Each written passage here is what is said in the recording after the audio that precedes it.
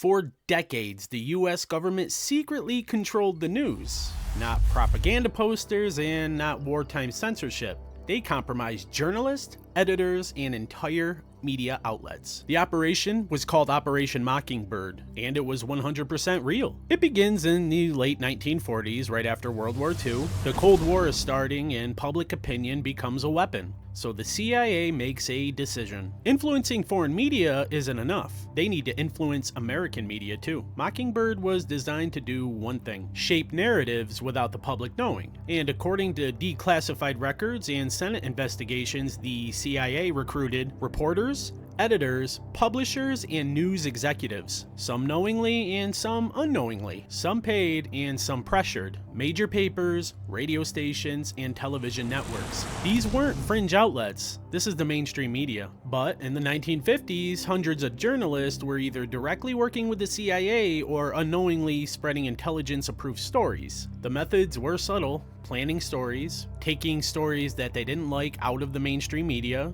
framing events, discrediting critics, and controlling language. No need to lie outright, just steer the conversation. And this isn't a conspiracy theory, it was exposed in the 1970s during the Church Committee hearings, a Senate investigation with public testimony and official confirmation. The CIA admitted it on the record. One report stated that the agency maintained relationships with media organizations to shape public opinion. That is the exact wording. When asked how widespread it was, officials didn't deny it.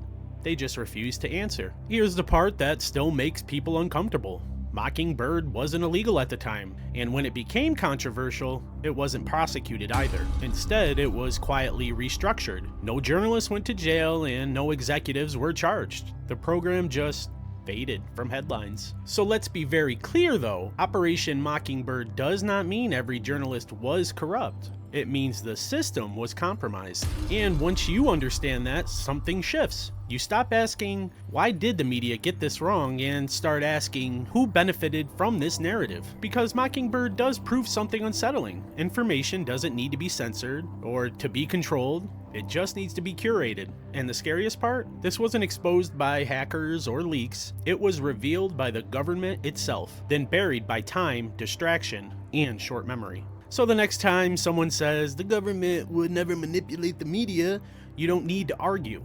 Just remember, they already admitted to doing it. And the only unanswered question is, did they ever really stop, or did they just get better at it?